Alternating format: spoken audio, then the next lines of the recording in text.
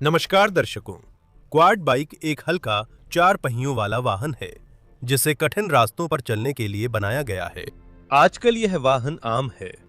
कई लोग इसे व्यवहारिक कामों के लिए इस्तेमाल करते हैं। क्वाड बाइक कई घरों में जरूरी सहायक है।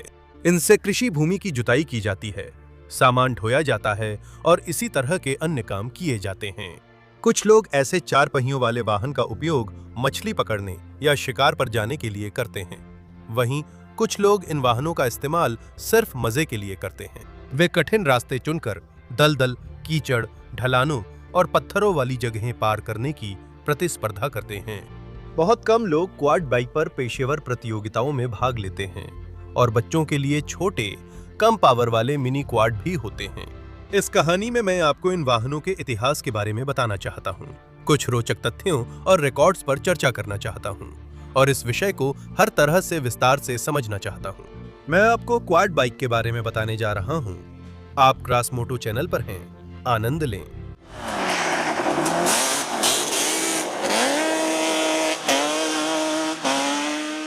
क्वाड बाइक नामक वाहन की परिभाषा एक तरफ सरल है, लेकिन इसमें कुछ बारीकियां भी हैं।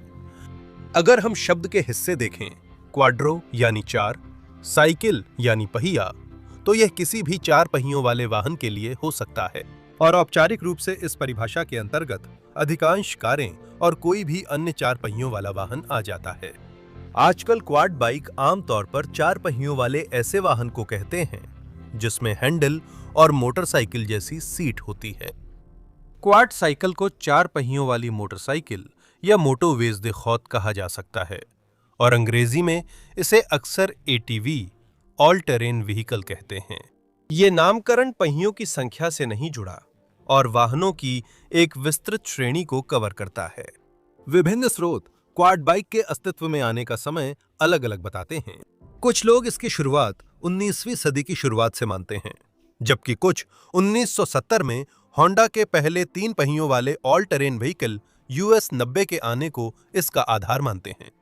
हम जल्दी में नहीं हैं, इसलिए गहराई से खोज करेंगे।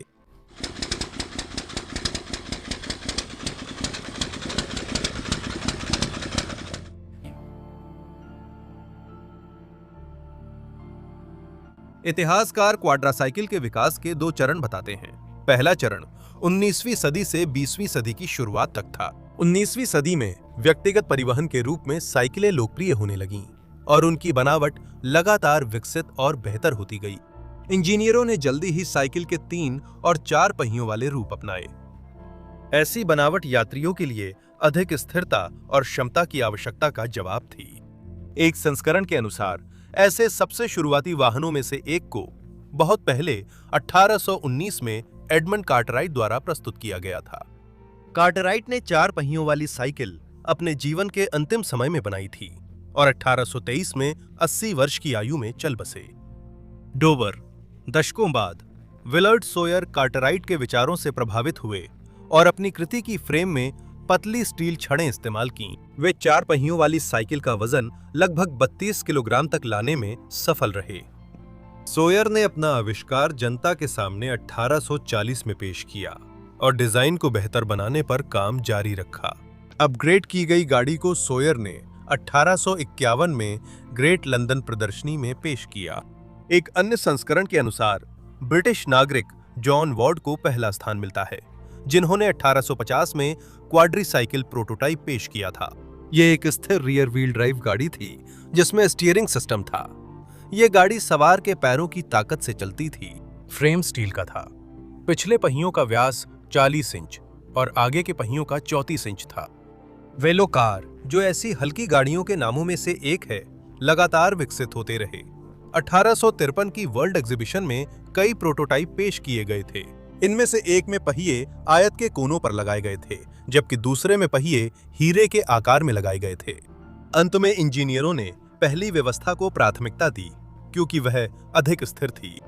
19वीं सदी इंजीनियरिंग सोच की शानदार विजय का दौर थी। तरह तरह की यांत्रिक चीजें बन रही थीं। कारखानों और रेलवे के लोकोमोटिवों में भाप इंजन का भरपूर इस्तेमाल हो रहा था और कई इंजीनियर और उत्साही लोग आंतरिक दहन इंजन पर काम कर रहे थे। जल्द ही स्वचालित परिवहन साधन दिखने लगेंगे। असल में यह बिल्कुल तर्कसंगत था कि लोगों के दिमाग में पहले से मौजूद गाड़ियों और साइकिलों में आंतरिक दहन इंजन लगाने का विचार आया।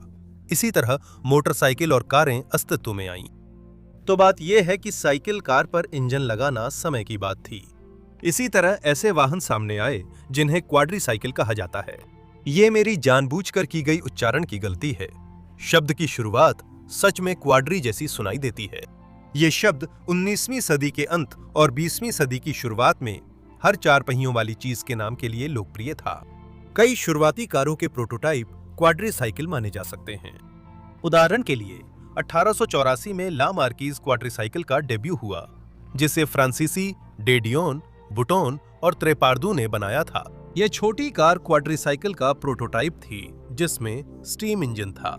ला मार्कीज लकड़ी और कोयले पर चलता था और 30-40 मिनट में बॉयलर में चलने के लिए पर्याप्त भाप बन जाती थी। ये वाहन 60 किलोमीटर प्रति घंटे तक जा सकता था। वैसे 2011 के समय तक ला मार्कीज दुनिया की सबसे पुरानी चलने वाली कार बनी रही। इस वाहन के अलावा दे दियोन ने बाद में और भी कई क्वाड्रीसाइकिल बनाए। डेमलर स्टालराडवागेन जो 1889 में आया था, वह भी एक क्वाड्रीसाइकिल है।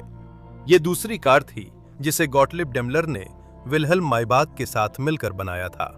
इसमें वी आकार का आंतरिक दहन इंजन लगाया गया था। स्टालराडवागेन ने पेरिस प्रदर्शनी में धूम मचा दी और इस डिजाइन में आरमान पेजो की रुचि जागी। सिर्फ एक साल बाद पेजो इसी तरह की स्वचालित गाड़ियां बना रहे थे। क्वाड्रीसाइकिल्स में पेजो टाइप 2 और टाइप 3, ओरिएंट ऑटोगो, ट्रूफो क्वाड्रीसाइकिल, ड्यूरियम मोटर वागन, ये चार पहियों वाला रॉयल एनफील्ड 1898 का मॉडल और ऑटोमोबाइल निर्माण के शुरुआती दौर की अन्य रचनाएं भी शामिल हैं। इस कहानी के इस चरण पर हेनरी फोर्ड और उनके द्वारा बनाए गए पहले वाहन का जिक्र करना जरूरी है। 4 जून 1896 की सुबह हेनरी फोर्ड ने अपने छोटे से 4 पहियों वाले यंत्र पर पहली बार परीक्षण ड्राइव की, जिसे उन्होंने फोर्ड क्वाड्रीसाइकिल नाम दिया था। ड्राइव सफल रही, लेकिन हेनरी फोर्ड संतुष्ट नहीं हुए और उन्होंने अगले महीनों में क्वाड्रीसाइकिल को फिर से बनाया। हेनरी फोर्ड और उनके सहायकों ने कई लकड़ी के हिस्सों को धातु से बदल दिया, इंजन में कूलिंग सिस्टम लगाया और मजबूत पहिए लगाए। फोर्ड का क्वाड्रीसाइकिल उस समय की अन्य मोटर गाड़ियों से अपने छोटे आकार के कारण अलग था। इसकी व्हील बेस सिर्फ 124.5 सेंटीमीटर थी। कुल लंबाई ठीक 2 मीटर, चौड़ाई 114 और ऊंचाई 109 सेंटीमीटर थी। इसमें 2 सिलेंडर वाला इंजन था, जिसकी ताकत 4 हॉर्स पावर थी। इसका वजन 230 किलोग्राम था और ये 32 किलोमीटर प्रति घंटे की रफ्तार तक जा सकता था। 32 साल के हेनरी फोर्ड के लिए पहली सफल ड्राइव उनकी आविष्कारशीलता, दृढ़ संकल्प और कड़ी मेहनत का नतीजा थी, जिसने बाद में उन्हें ऑटोमोबाइल इंडस्ट्री का जीनियस बना दिया। फोर्ड ने अपना पहला क्वाड्रीसाइकिल 1896 में चार्ल्स एंसली को $200 में बेचा था। बाद में उन्होंने 2 और क्वाड्रीसाइकिल बनाए, एक 1899 में और एक 1901 में। आखिरकार हेनरी 1904 में अपनी पहली कृति को $65 में वापस खरीद लेंगे। क्वाड्रीसाइकिल आज भी मिशिगन के डियरबॉर्न में हेनरी फोर्ड म्यूजियम में स्थायी रूप से प्रदर्शित है। फोर्ड क्वाड्रीसाइकिल वाहन को जनता ने अच्छी तरह से स्वीकार किया और इसकी खूब सराहना की गई। क्वाड्रीसाइकिल के बारे में बहुत लोगों ने बात की, क्योंकि यह साइकिल से ज्यादा स्थिर था, इसमें इंजन लगा था और उस समय की पूरी तरह से विकसित कार की तुलना में इसकी कीमत भी कम थी। फोर्ड की पहली कृति में ही एक सरल और आम लोगों के लिए सुलभ उत्पाद बनाने की चाह साफ दिखती है। एक और क्वाड्रीसाइकिल जिसे मैं ऐतिहासिक रूप से अहम मानता हूं, वो है ब्रिटिश फ्रेडरिक रिचर्ड सिम्स की 1899 में बनी मोटर स्काउट। मोटर स्काउट पहला हथियारबंद वाहन था जिसमें पेट्रोल इंजन लगा हुआ था। यह जुते हुए खेतों पर चलने के लिए नहीं बना था, लेकिन आमतौर पर सड़कों पर पैदल और घुड़सवार सेना को कवर या समर्थन देने में उपयुक्त था। आंतरिक दहन इंजन आने के बाद भी इंजीनियरों ने साइकिल कारों को नहीं भुलाया। उदाहरण के लिए 1924 में फ्रांसीसी शार्ल माशे ने जनता के सामने अपनी साइकिल कार का संस्करण पेश किया। मॉडल 2 सीटों वाला था, एक सवार पैडल चलाता, दूसरा आराम करता। इस वाहन में 19वीं सदी के प्रोटोटाइप्स से बड़ा अंतर था। यह पूरी तरह बॉडी कवर, छत और विंडशील्ड जैसी चीजों के साथ था। 20वीं सदी की शुरुआत के साथ ही ऑटोमोबाइल निर्माण में जबरदस्त विकास हुआ और छोटे क्वाड्रीसाइकिल्स की मांग लगभग शून्य हो गई। इस तकनीक को वर्षों तक भुला दिया गया। हल्के और ऑफ-रोड वाहनों में समाज की नई रुचि 50-60 के दशक में शुरू हुई, जो सबसे पहले अमेरिका में दिखी। इसे स्वर्णिम युग कहा जाता है। द्वितीय विश्व युद्ध के बाद अमेरिका में आर्थिक उछाल आया और लोगों की खरीद क्षमता बढ़ी। अब हर परिवार के पास 2 कारें आम हैं। कारों के अलावा अमेरिकी लोग बच्चों के लिए हल्की मोटरसाइकिल और घर के काम की खास मशीनें भी खरीदते हैं। कुछ खास तबकों में हल्के ऑल टेरेन वाहनों की मांग बढ़ गई थी। इसका एक जवाब था 6 पहियों वाले ऑल व्हील ड्राइव और अक्सर उभयचर वाहन। उदाहरण के लिए Jigger corporation, Amphicat, mobility unlimited incorporated और Terra Tiger Allis Chalmers manufacturing company द्वारा बनाए जाते हैं। ऑल टेरेन व्हीकल शब्द की शुरुआत भी इन्हीं 6 पहिए वाले वाहनों के लिए हुई थी। ऐसा पहला ऑल टेरेन व्हीकल जिगर था। इसके शुरुआती model JGR gun sport company ने 1961 में बनाए थे और इनका बड़े पैमाने पर उत्पादन 1965 से शुरू हुआ था। हालांकि 1968 में कंपनी की वित्तीय कमजोरी के कारण भारी मांग के बावजूद इसका उत्पादन बंद हो गया। लगभग 3340 जिगर बनाए गए थे। इन वाहनों ने सीमित उपयोगकर्ताओं में लोकप्रियता पाई और कुछ 6x6 और 8x8 amphibious all terrain vehicles का उत्पादन आज भी होता है। लेकिन इनमें तेज रफ्तार और डायनामिक ड्राइविंग की कमी है, जो आधुनिक ATV चालकों को पसंद नहीं आई। ये एम्फीबियस वाहन लगभग हर जगह जा सकते हैं, लेकिन इनकी अधिकतम गति करीब 30 किलोमीटर घंटा होती है। इनका उपयोग कठिन ऑफ-रोड, दलदली इलाकों आदि में किया जाता है, लेकिन अपेक्षाकृत आसान ऑफ-रोड के लिए कुछ और मजेदार चीज की जरूरत थी। आधुनिक ATV का इतिहास ऑल टेरेन वाहनों से नहीं, बल्कि 3 पहियों वाले मोटर ऑल टेरेन वाहनों से शुरू हुआ। 60 के दशक में होंडा अपनी भरोसेमंद और सस्ती मोटरसाइकिलों से अमेरिका के बाजार पर छा गई थी। मार्केटिंग बहुत समझदारी से की गई, जिसमें होंडा उपभोक्ताओं को हार्ले पसंद करने वाले दाढ़ी वाले आउटलॉज से अलग दिखाया गया। हालांकि होंडा के डीलरों को हर साल सर्दियों के मौसम में बिक्री में गिरावट का सामना करना पड़ता था। मोटरसाइकिल वैसे भी बर्फ और बर्फीली सड़कों पर सर्दियों में चलाने के लिए ज्यादा उपयुक्त नहीं होती। होंडा के प्रबंधन ने जरूरी समझा कि कुछ ऐसा विकसित किया जाए जो पूरे साल चल सके, और उन्होंने इस स्थिति में समाधान निकाल लिया। साल 1967 में अनुभवी इंजीनियर ओसामू ताकेउची और उनकी टीम को ऐसा ऑल सीजन ऑफ-रोड मोटरसाइकिल विकसित करने का जिम्मा सौंपा गया। ताकेउची ने 3 से 6 पहियों वाली कई तकनीकी अवधारणाओं पर विचार किया, फिर कम दबाव टायरों और 3 पहियों वाली डिजाइन चुनी, जिसे होंडा ST70 से बढ़ाकर 90 सीसी इंजन से चलाया गया, और 18 महीने बाद पहला 3 पहियों वाला होंडा US 90 इंडेक्स के तहत तैयार हो गया। यह मॉडल 1970 के लिए था। ज्यादातर सूचना स्रोत 3 पहिया ऑल टेरेन वाहन के आविष्कार का श्रेय खासतौर पर होंडा को देते हैं, और निश्चित रूप से ताकेउची, साइटीरा और जापानी कंपनी के अन्य इंजीनियरों, डिजाइनरों और मार्केटिंग विशेषज्ञों के प्रयासों को कम नहीं आंकना चाहिए। ऑफ-रोड तकनीक के क्षेत्र में उनका योगदान बहुत बड़ा है। हालांकि होंडा पहली नहीं थी। एक कम प्रसिद्ध वाहन है जिसे ट्राई कार्ट कहा जाता है, जिसने US 90 से 2 साल पहले डेब्यू किया था। यह 3 पहियों वाला वाहन जॉन प्लेसिंगर के प्रयासों से अस्तित्व में आया।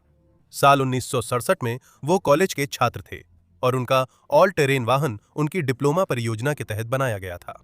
पढ़ाई के बाद जॉन ने अपने आविष्कार का पेटेंट और अधिकार न्यू हॉलैंड कंपनी को लीज पर दे दिए, जो कृषि मशीनरी के लिए प्रसिद्ध है। ट्राई कार्ट का उत्पादन 1968 में शुरू हुआ और जल्दी ही वाहनों की ये रेंज 5 मॉडलों तक बढ़ गई। यह स्पष्ट नहीं है कि ताकेउची ने US 90 बनाते समय प्लेसिंगर से प्रेरणा ली थी या होंडा के इंजीनियरों ने खुद 3 पहियों वाले वाहन का डिजाइन बनाया। यह निश्चित रूप से ज्ञात है कि होंडा कंपनी के विपणन और विज्ञापन विशेषज्ञों को अपनी पूरी चतुराई दिखानी पड़ी, ताकि उनका उत्पाद हर किसी की जुबान पर आ जाए और ऑफ रोड तकनीक के नए बाजार में सबसे बड़ा हिस्सा हासिल कर ले। अच्छा प्रचार। जैसे 1971 की film James Bond diamonds are forever में शॉन कॉनरी के साथ यूएस 90 का दिखना और डॉक्टर हू व private detective magnum TV serial में इसका इस्तेमाल हुआ। शुरुआत में यूएस 90 के पहिए बिना हब के थे, काफी नाजुक थे और इन्हें बदलना उपयोगकर्ता के लिए महंगा साबित हो सकता था। वैसे ऐसे पहिए बनाते समय होंडा इंजीनियर 6x6 तकनीक से प्रेरित थे, लेकिन साल 74 तक पहियों की बनावट ज्यादा पारंपरिक हो गई थी। यह आज तक बनी हुई है। 1973 में होंडा ने ऑल टेरेन साइकिल नाम से ट्रेडमार्क रजिस्टर कराया और 3 पहियों वाले सभी ऑल टेरेन व्हीकल्स को एटीसी कहा जाने लगा। इस तकनीक की जबरदस्त सफलता थी और सभी उम्र के लोग इसे ऊबड़ खाबड़ रास्तों पर मस्ती के लिए इस्तेमाल करते थे। ये शिकारी, सर्वेयर, वन अधिकारी और किसान सभी को पसंद आए। किसानों के लिए स्टैंडर्ड लगेज रैक और चेन डिवाइस वाले मॉडल भी बने। रोमांच या प्रतियोगिता पसंद करने वालों के लिए ऑल टेरेन साइकिल के हाई परफॉर्मेंस वर्जन बने। 70 के दशक में होंडा इस क्षेत्र में बेजोड़ था और उसने अपने तकनीकी समाधान समय पर पेटेंट कराए। 80 के दशक तक जापान की बड़ी 4 की बाकी कंपनियों ने भी पेटेंट अधिकार खरीद लिए ताकि होंडा के बाजार में सेंध लगा सकें। अब उन्हें रचनात्मकता दिखानी थी। उदाहरण के लिए यामाहा ने बच्चों के लिए मिनिएचर टीआर जिंगर पेश किया, जबकि कावासाकी ने इसके उलट 200 सीसी इंजन वाला बड़ा 3 पहियों का वाहन बनाया, जो 1981 में सबसे ताकतवर था। आप सोच रहे होंगे कि मैं 3 पहियों वाले वाहनों की बात क्यों कर रहा हूं, जबकि ये एपिसोड क्वाड बाइक पर है। इन 3 पहियों वाले वाहनों के बिना आज के आधुनिक क्वाड बाइक नहीं होते या उनकी कहानी अलग होती। 80 के दशक की शुरुआत तक 3 पहिया ऑल टेरेन वाहनों का बाजार खूब चल रहा था और 1 मिलियन से ज्यादा यूनिट्स बिक चुकी थीं। इनकी संख्या बढ़ने के साथ इनके इस्तेमाल से चोटें और मौतें भी बढ़ीं। इसमें बड़े ही नहीं, बच्चे भी हादसों के शिकार थे। कुल मिलाकर 80 के दशक में 3 पहियों वाले ऑल टेरेन व्हीकल्स पर करीब 1000 लोगों की मौत हुई और लगभग 3 लाख लोग अलग अलग तरह की चोटों का शिकार हुए। तब तक अमेरिकी अदालतों में कई मुकदमे थे कि मोटरसाइकिल निर्माता खतरनाक ट्राईसाइकिल्स बना रहे हैं और 87 के आते आते न्याय मंत्रालय इस मुद्दे पर ऐसे वाहनों के 5 निर्माताओं के साथ पूरी तरह से काम कर रहा था। ये जापानी चौकड़ी और पोलारिस थे। आखिरकार दोनों पक्ष इस नतीजे पर पहुंचे कि 3 पहियों वाले ऑफ रोड वाहनों पर प्रतिबंध लगाया जाए और उनकी जगह ज्यादा स्थिर 4 पहियों वाले वाहनों को बढ़ावा दिया जाए। इस फैसले ने क्वाड बाइक्स के विकास को तेजी से बढ़ाया, जो पहले से मौजूद थे और धीरे धीरे बढ़ रहे थे। Honda all terrain cycle tricycles के उत्थान पतन की कहानी मेरे चैनल पर विस्तार से है। यह ऊपर एक कार्ड आ रहा होगा। 3 पहियों वाले ऑल टेरेन वाहनों पर 1987 में प्रतिबंध लगने से उनके 4 पहियों वाले मॉडल्स को काफी फायदा हुआ।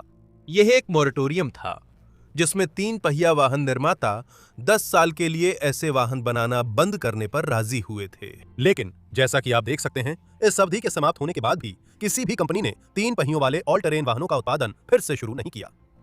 87 तक आते आते निर्माताओं ने 4 पहियों वाले ऑल टेरेन व्हीकल की डिजाइन के विकास में और खासकर उनकी सुरक्षा में काफी पैसा निवेश कर दिया था।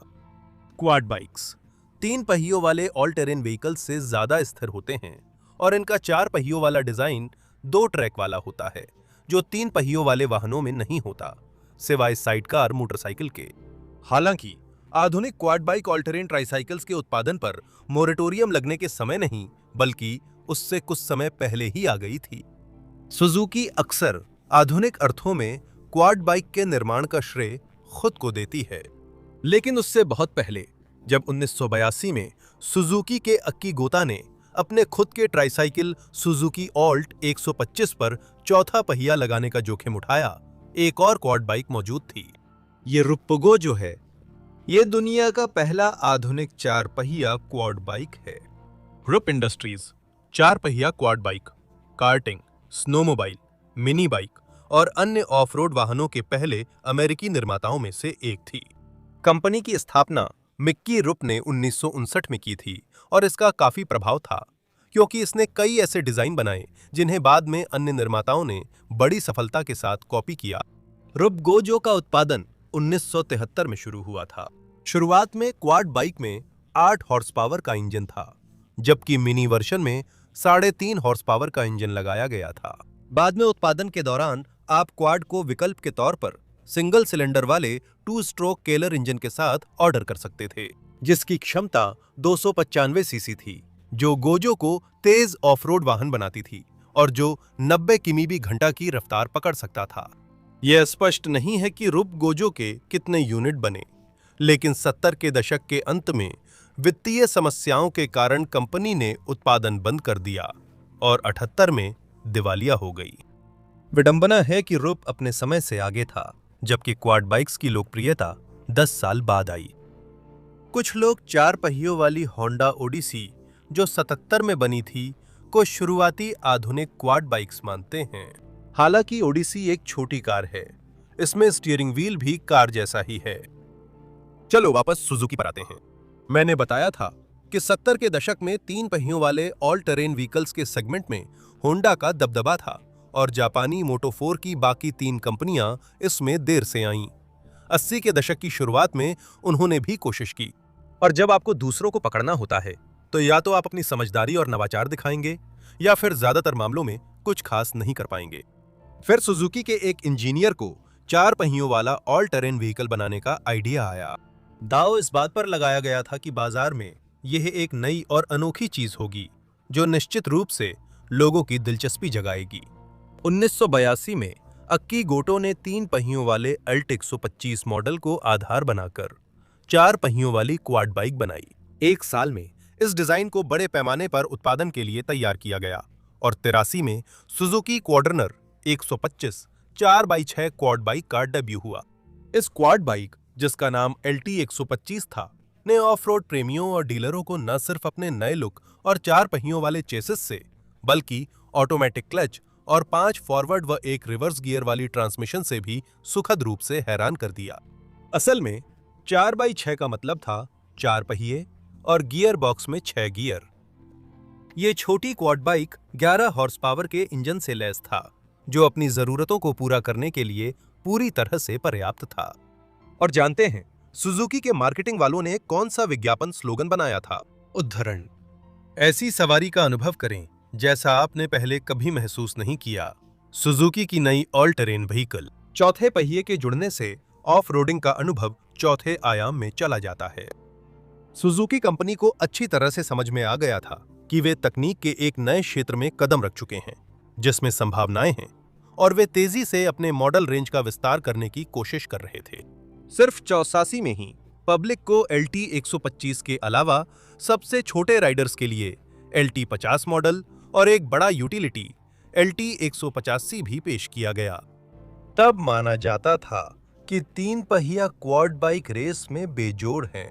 हाल ही में आई क्वाड बाइक भारी थीं और बहुतों को लगता था कि ये सिर्फ आरामदायक सवारी या यूटिलिटी के लिए हैं। हालांकि सुजुकी ने 1985 में यह धारणा गलत साबित कर दी थी। सुजुकी ने 2 स्पोर्ट्स मॉडल पेश किए, LT 250R और क्वाड स्पोर्ट LT 230S। पहले मॉडल में वाटर कूलिंग के साथ दमदार 2 स्ट्रोक इंजन था, जबकि दूसरा थोड़ा साधारण था और उसमें 4 स्ट्रोक इंजन लगा था। इन दोनों क्वाड बाइकों में एक बात समान थी, इनका हल्का चेसिस और कई एल्युमिनियम पार्ट्स। 1987 में सुजुकी ने अपनी क्वाड बाइक रेंज में पहली 4 wheel drive LT 4WD launch की। यूजर्स को ऐसी मशीन मिली जो उन ऑफ रोड रास्तों पर जा सकती थी जहां पहले क्वाड बाइक नहीं जा पाती थीं। LT 4WD में ऐसी बनावट थी जिससे ड्राइवर चाहे तो सभी पहियों को 4 व्हील ड्राइव मोड में चला सकता था या सिर्फ पिछले पहियों को ही चला सकता था। ट्रांसमिशन में लो गियर था, साथ ही आगे के डिफरेंशियल को लॉक करने की सुविधा भी थी, जिससे क्वाड्रनर 4x4 लगभग हर ऑफ रोड स्थिति से बाहर निकल सकता था। और इसी 1987 में सुजुकी कंपनी के इतिहास में एक बेहद महत्वपूर्ण क्वाड बाइक मॉडल भी आया, और असल में क्वाड बाइक के इतिहास में भी। Suzuki LT 500R क्वाड्रेसर। यह है लेजेंडरी क्वाडजिला। यही नाम यूजर्स ने इस मशीन को दिया था।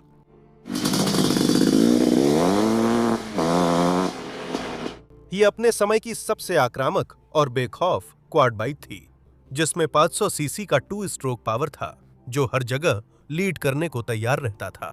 2 स्ट्रोक 500 करीब 70 हॉर्स पावर की ताकत देता था, और वो भी सिर्फ 178 किलोग्राम वजन के साथ। हालांकि इसका उत्पादन बहुत कम समय यानी 1990 तक ही हुआ, फिर भी LT 500R अपनी जबरदस्त ताकत और डायनामिक्स के कारण एक लेजेंड बन गया।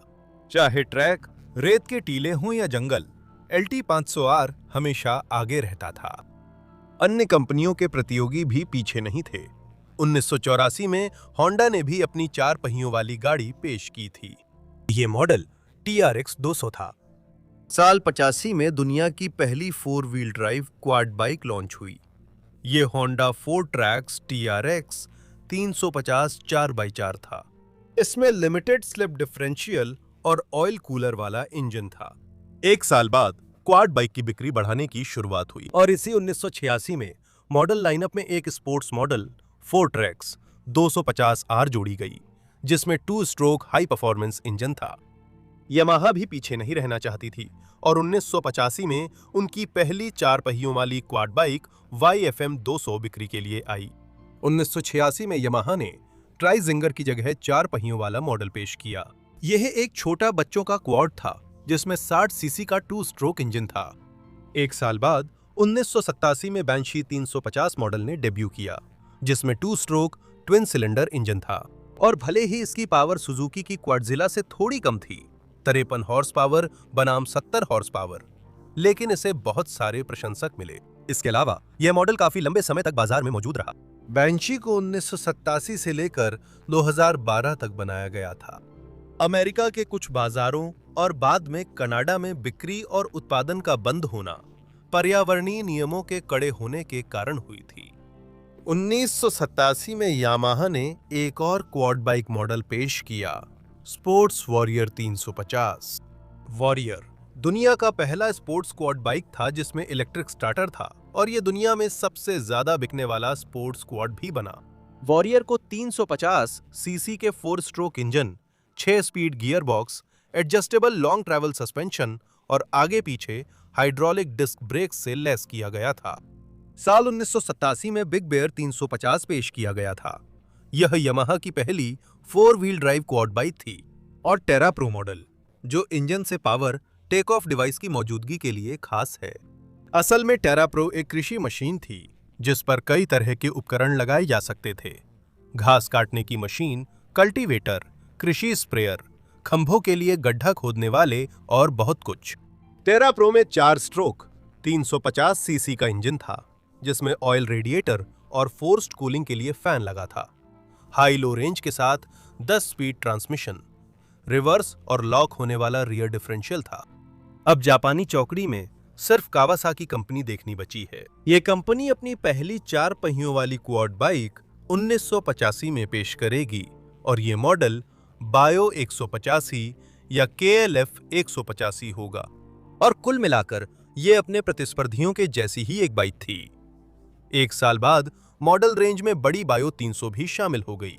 एक साल बाद 1987 में कावासाकी की क्वाड बाइक्स की सूची में 3 और मॉडल जुड़ गए।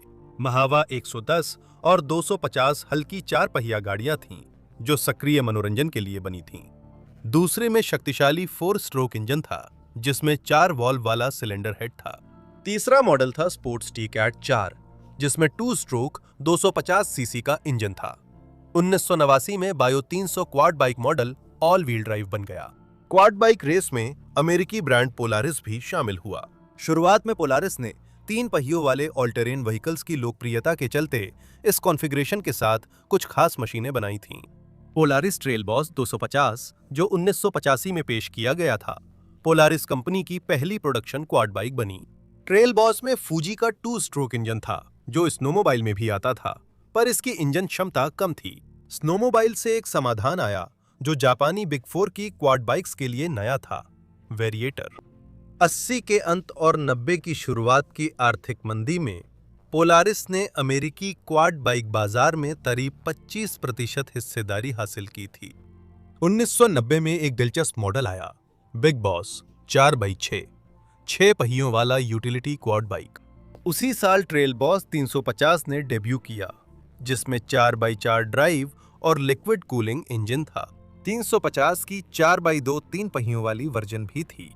पोलारिस मैग्नम 425 जो कि 1995 में आया, उसमें अमेरिका में बना लिबर्टी 4 स्ट्रोक इंजन लगाया गया था। और 1 साल बाद पहला स्पोर्ट्समैन आया।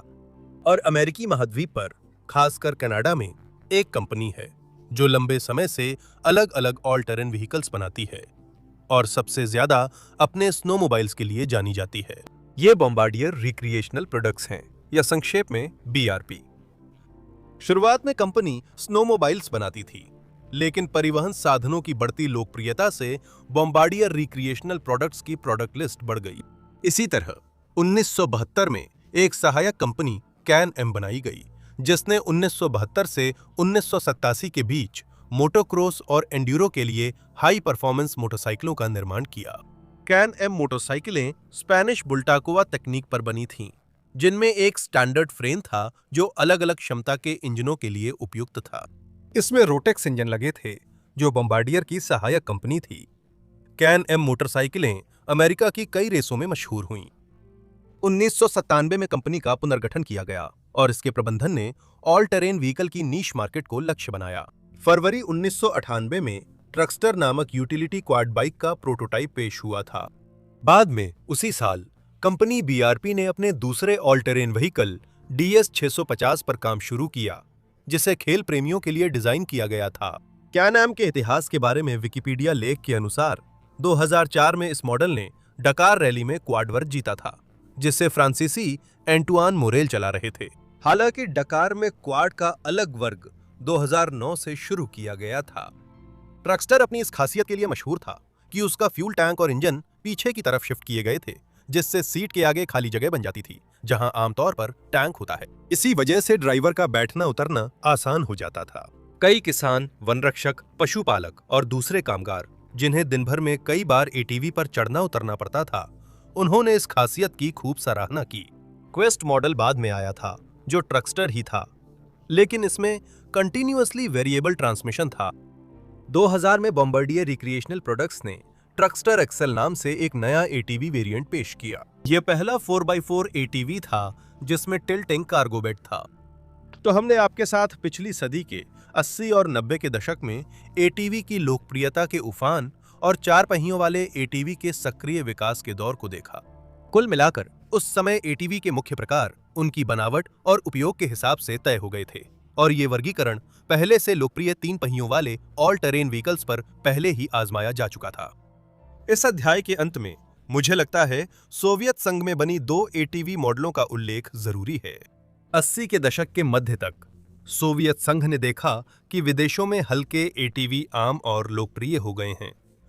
चूंकि ऐसे वाहनों की मांग थी, इसलिए डिजाइनरों ने इन्हें विकसित करने का काम शुरू कर दिया। पहला सोवियत एटीवी जिम 350 था, जिसे जिम 6901 भी कहते हैं। इसे मलिशेव कारखाने खार्किव में डिजाइन किया गया था। पहले प्रोटोटाइप 1989 तक तैयार थे। ये 2 seater rear wheel drive utility quad bike था, जिसका वजन 320 किलोग्राम था। मोटर इस जुपिटर 5 मोटरसाइकिल से ली गई थी, जो सिर्फ 18 हॉर्स पावर देती थी और टॉर्क के लिए रीसेट की गई थी। जिम 350 किलोमीटर प्रति घंटा तक जा सकता था। इंजन 4 स्पीड गियरबॉक्स से जुड़ा था, जिसमें रिवर्स गियर और 2 स्पीड रिड्यूसर था, जो गियरों की संख्या 2 गुना करता था। जिम 350 विभिन्न प्रकार के परिवहन और घरेलू कार्यों को करने में सक्षम था। इसमें अतिरिक्त कृषि उपकरण जोड़े जा सकते थे, खासकर क्योंकि क्वाड बाइक में पावर टेक ऑफ शाफ्ट था। खार्किव क्वाड बाइक का सीमित उत्पादन 91 में शुरू हुआ था, देश के विघटन से कुछ महीने पहले, और थोड़ी मात्रा में इसका उत्पादन 99 तक किया गया था। दूसरा क्वाड बाइक कोवरोव के देक्त्यारियोव फैक्ट्री में विकसित हुआ। इसका नाम था ZDK 175-4 SHP और इसे स्थानीय रूप से बने इंजन से लैस किया गया था, जो मोटरसाइकिल वॉस्खोद 3M01 से लिया गया था। क्वाड बाइक को 80 के दशक के अंत में विकसित कर 1991 में सीरियल प्रोडक्शन में लाया गया। 175-4 SHP ठीक वैसे ही जैसे जिम 350 को भी एक यूटिलिटेरियन मशीन के रूप में सोचा गया था। JDK में लॉक होने वाला डिफरेंशियल, डेमल्टीप्लिकेटर और पावर टेक ऑफ शाफ्ट था। हालांकि इन क्वाड बाइक्स की संख्या बहुत कम बनी थी, कुछ लगभग 500। देश टूट गया था मोटरसाइकिल निर्माता मुश्किल दौर से गुजर रहे थे और वो आबादी जिसे सिद्धांत रूप में ऐसे वाहनों की जरूरत थी बमुश्किल गुजारा कर पा रही थी। कोल्होज और सोवखोज के टूटने के बाद ग्रामीणों को इस्तेमाल की हुई कृषि मशीनरी खरीदने का मौका मिला और हाल ही तक जो क्वाड बाइक्स बहुत कम मिलती थीं, अब उनकी जरूरत भी बहुत कम लोगों को रह गई थी। 21वीं सदी में क्वाड बाइक्स का विकास जारी रहा। स्पोर्ट्स क्वाड बाइक की नई व्याख्या एक अहम पड़ाव थी। ऑफ-रोड खेलों में 2 स्ट्रोक इंजन से दूरी बनाई जा रही थी और वो समय आया जब 4 स्ट्रोक 450 सीसी इंजन वाले स्पोर्ट्स क्वाड बाइक्स का एक पूरा परिवार अस्तित्व में आया। ये सब ऑफ-रोड मोटरसाइकिल खेल में बदलावों के कारण हुआ। 450 सीसी का एक नया वर्ग बन रहा था, नए तकनीकी मानक और नियम बनाए जा रहे थे। एक लोकप्रिय धारणा है कि इस क्षेत्र में सबसे पहले यामाहा और होंडा ने 2004 में कदम रखा था, लेकिन यह पूरी तरह सही नहीं है। इन दोनों जापानी ब्रांड्स की 450 सीसी गाड़ियां आने से कुछ साल पहले ही अमेरिका में पहली स्पोर्ट्स क्वाड बाइक बनी थी। एक कंपनी थी जिसका नाम कैननडेल था। यह कंपनी अपनी साइकिलों के लिए प्रसिद्ध थी और 90 के दशक के उत्तरार्ध में ऐसी अफवाहें थीं कि वे क्रॉस एंड्यूरो मोटरसाइकिल और क्वाड बाइक बाजार में आना चाहती हैं। साल 2000 में कैननडेल ने एक क्रॉस मोटरसाइकिल मॉडल और FX 400 क्वाड बाइक पेश की। बाद में FX 440 भी आया। पहली खेप की मोटरसाइकिलों को अच्छी समीक्षा नहीं मिली क्योंकि हैंडलिंग और सस्पेंशन में समस्याएं थीं, जबकि क्वाड बाइक में ये दिक्कतें नहीं थीं। राइडर्स सिर्फ इंजन की कम विश्वसनीयता और ज्यादा वाइब्रेशन की शिकायत करते थे। कैननडेल FX 440 इतिहास का पहला स्पोर्ट्स क्वाड था जिसमें 4 स्ट्रोक का 450 सीसी का लिक्विड कूल्ड इंजन था। यह अपने समय से आगे था। एल्यूमीनियम फ्रेम कावासाकी से 5 साल और फ्यूल इंजेक्शन सुजुकी से 4 साल पहले आया। कैननडेल ने 4 वर्जन के 4 पहिया वाहन पेश किए थे, ब्लेज, कैनिबल, स्पीड और मोटो।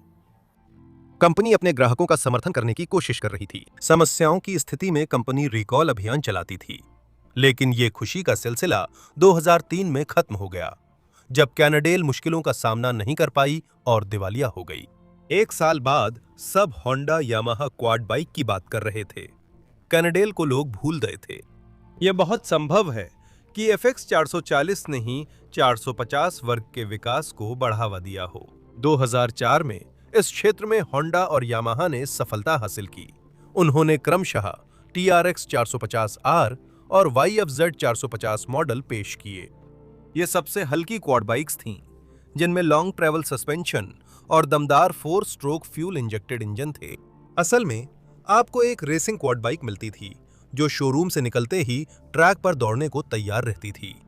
इन गाड़ियों ने रेसिंग क्वाड बाइक का नया मानक तय किया और बाकी निर्माता अपनी गाड़ियां यामाहा और होंडा को देखकर डिजाइन करते थे।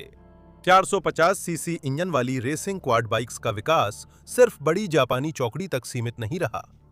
इस बार इस प्रोजेक्ट में लगभग सभी जाने माने ब्रांड्स ने हिस्सा लिया। Polaris, Can Am, Hyosung, Arctic Cat, United Motors और KTM।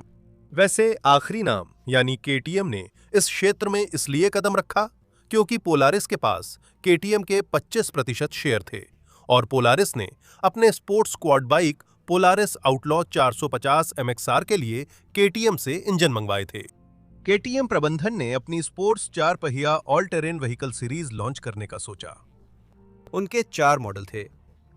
चेजिस, सस्पेंशन और उसके अन्य हिस्से पोलारिस और KTM में अलग थे, जबकि इंजन समान थे। 2000 के अंत और 2010 की शुरुआत में स्पोर्ट्स क्वाड बाइक्स का सुनहरा दौर था, पर गिरावट शुरू हो गई थी। आर्थिक मंदी और उपभोक्ता पसंद बदलने से स्पोर्ट्स क्वाड बाइक्स की लोकप्रियता में गिरावट आई। 450 वर्ग में ये सबसे ज्यादा नजर आया। आजकल इस क्लास की गाड़ियों में फिर से रुचि बढ़ने लगी है। 21वीं सदी में यूटिलिटी और 4 व्हील ड्राइव क्वाड बाइक्स का विकास धीरे धीरे इंजन की क्षमता और ताकत बढ़ने के साथ हुआ। 80 और 90 के दशक में 650 सीसी इंजन औसत था, जबकि 2010 के दशक तक औसत क्षमता 500-600 सीसी हो गई और बड़ी क्वाड बाइक्स 1 लीटर इंजन तक पहुंच गए। ब्रांड्स की रेंज में छोटे इंजनों वाली गाड़ियां भी शामिल रहीं, खासकर बच्चों के लिए। 50 सीसी क्वाड बाइक्स का वर्ग मौजूद है। इस सारी विविधता में कुछ प्रतिष्ठित और मशहूर मॉडल्स भी हैं। चलिए उन्हें याद करते हैं। उदाहरण के लिए यामाहा रैप्टर 660R ने 2001 में डेब्यू कर बड़े स्पोर्ट्स ऑल टेरेन व्हीकल्स का नया स्टैंडर्ड बनाया और 2006 में इसकी जगह रैप्टर 700R मॉडल आया। इसे 686 सीसी किया गया। इसमें fuel injection single cylinder engine था जो शुरुआत से ही जबरदस्त टॉर्क और शानदार परफॉर्मेंस देता था। यह पहली हाइब्रिड फ्रेम थी जो स्टील और एल्यूमिनियम से बनी थी, जिससे चेसिस हल्का हो गया और यह स्पोर्ट्स व आम सड़कों पर आक्रामक राइडिंग के लिए बेहतरीन थी। याद है मैंने इस एपिसोड में क्वाड बाइक्स के डकार रैली में हिस्सा लेने का जिक्र किया था। तो हुआ यूं कि 2009 से क्वाड बाइक्स को दो अलग अलग कैटेगरी में बांट दिया गया। पहली सिंगल सिलेंडर वाले वाहन जिनका इंजन 750 सीसी तक है और दूसरी ट्विन सिलेंडर वाली मशीनें जिनका इंजन 900 सीसी तक है। यहां एक दिलचस्प तथ्य है, 2009 से लेकर 2024 तक हर साल क्वाड बाइक क्लास में पहला स्थान यामाहा रैप्टर 700 को ही मिला। 2025 में डकार में क्वाड बाइक्स शामिल नहीं हुई क्योंकि आयोजकों ने निर्माताओं के समर्थन की कमी के कारण ये कैटेगरी हटा दी। आपके अनुसार क्वाड बाइक की अधिकतम गति क्या हो सकती है? उदाहरण के लिए Can Am Outlander 1000 max 132 kilometre प्रति घंटा की रफ्तार पकड़ सकता है। यह हमारे पास एक शक्तिशाली 4 व्हील ड्राइव मशीन है जो ऑफ-रोडिंग के लिए बनाई गई है। स्पोर्ट्स लाइटवेट 450 सीसी एटीवी लगभग 120 से 130 किलोमीटर प्रति घंटा की रफ्तार पकड़ सकते हैं और केटीएम 525 एक्ससी तो 145 किलोमीटर प्रति घंटा तक जा सकता है। यामाहा रैप्टर 700 की टॉप स्पीड लगभग 130 किमी/घंटा है। हालांकि क्वाड बाइक की अधिकतम गति इन आंकड़ों से कहीं अधिक है। अमेरिकन टेरी विल्मेट ने 15 जून 2008 को क्वाड बाइक पर 315.74 किलोमीटर प्रति घंटा की रफ्तार हासिल की थी। ये घटना ओरेगन राज्य के मैड्रास शहर के हवाई अड्डे की रनवे पर हुई थी। बताई गई गति दो विपरीत दिशाओं में किए गए रनों की औसत है ताकि हवा के प्रभाव की गलती को हटाया जा सके और ये रिकॉर्ड आधिकारिक रूप से मान्यता प्राप्त है और Guinness book of world records में दर्ज किया गया है। स्पीड की चाह में टेरी विल्मेट ने फेमस यामाहा 700 रैप्टर को बेस चुना और उसमें कई बदलाव किए। उसकी बनाई हुई मशीन का नाम ALSR रॉकेट रैप्टर वर्जन 60 रखा गया और इस नाम में एक खास शब्द है जिससे समझ आता है कि टेरी ने इतनी ज्यादा रफ्तार कैसे हासिल की। उसने चालाकी से मशीन में जेट इंजन जोड़ दिया। संशोधित 700 मॉडल क्वाड बाइक करीब 220-230 किमी/घंटा की रफ्तार तक जाती है। एक साथ न्यूट्रल और जेट इंजन चालू होते हैं, रफ्तार बढ़ती है। ऑल टेरेन व्हीकल के पिछले 2 स्पीड रिकॉर्ड भी विल्मेट के नाम थे। 1 साल पहले उसने रॉकेट रैप्टर के 5वें वर्जन पर 249.5 किलोमीटर प्रति घंटे की रफ्तार हासिल की थी और उससे भी पहले जून 2006 में चौथे वर्जन पर 240.5 किलोमीटर प्रति घंटे की रफ्तार पाई थी। आइए फिर से आइकॉनिक क्वाड बाइक मॉडलों की बात करें। इनमें से एक है BRP can am renegade XMR 1000R। ये एक आइकॉनिक और लेजेंडरी क्वाड बाइक है जिसे कनाडाई कंपनी बॉम्बार्डियर रिक्रिएशनल प्रोडक्ट्स ने बनाया है। यह खतरनाक ऑफ-रोडिंग के लिए डिजाइन की गई है और इसमें शानदार प्रदर्शन करती है। शानदार ऑफ-रोड क्षमताओं के साथ यह एक प्रतिष्ठित मॉडल और ऑल टेरेन व्हीकल्स की असली लग्जरी है। सफलता का फॉर्मूला है जबरदस्त ऑफ-रोड क्षमता, दमदार इंजन परफॉर्मेंस और एग्रेसिव डिजाइन का मेल। पोलारिस स्क्रैम्बलर XP 1000S भी रेनेगेड 1000 से पीछे नहीं है। यह भी ऑफ-रोड के लिए जबरदस्त मशीन है। यूटिलिटी क्वाड बाइक्स में कावासाकी ब्रूट फोर्स 750 और 450 कैन-एम आउटलैंडर सीरीज, पोलारिस की स्पोर्ट्समैन की कई मॉडल्स जिसमें 6x6 व्हील कॉन्फ़िगरेशन वाले मेहनती मॉडल्स भी शामिल हैं।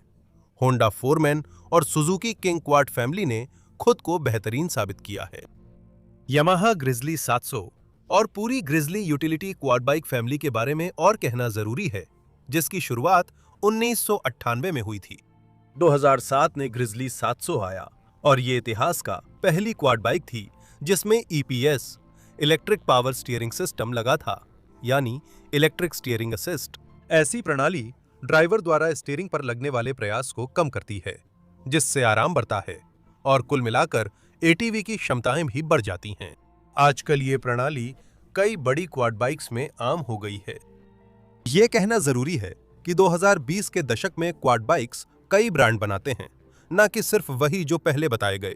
कई चीनी ब्रांड्स 50 सीसी की बच्चों के मॉडल, बैटरी से चलने वाली गाड़ियों से लेकर 1 लीटर के यूटिलिटी व्हीकल्स और ऑफ रोडर्स तक 4 पहिया वाहन बनाते हैं। इस समय चीनी कंपनियां अभी भी बराबरी करने की कोशिश कर रही हैं। उन्होंने कॉपी करना सीख लिया है, लेकिन गुणवत्ता और प्रदर्शन में वे थोड़ा पीछे हैं। CF मोटो का रोटॉक्स से कॉपी किया गया 1 लीटर V12 इंजन सिर्फ 75 हॉर्स पावर देता है, जबकि बोम्बार्डियर रिक्रिएशनल प्रोडक्ट्स का असली इंजन 91 हॉर्स पावर देता है। रूस में भी एक ब्रांड है, रुस्काया मेकानिका, जो रायबेंस्क, मॉस्को के पास स्थित है। संभव है कुछ और कंपनियां भी हों जिन पर मैंने ध्यान नहीं दिया। 2020 के दशक तक क्वाड बाइक्स के मुख्य प्रकार तय हो चुके थे। अब ज्यादा नया सोचना जरूरी नहीं है। अब उनका विकास मुख्य रूप से हिस्सों को बेहतर बनाने, आराम बढ़ाने और डिजाइन में सहायक फीचर्स जोड़ने पर केंद्रित है। पिछले एक दशक में इलेक्ट्रिक क्वाड बाइक्स बनाने की प्रवृत्ति देखने को मिली है। इस क्षेत्र में कई ब्रांड्स अपनी किस्मत आजमा रहे हैं। इसमें पोलारिस, बॉम्बार्डियर रिक्रिएशनल प्रोडक्ट्स, जापानी, चीनी आदि ब्रांड्स हैं।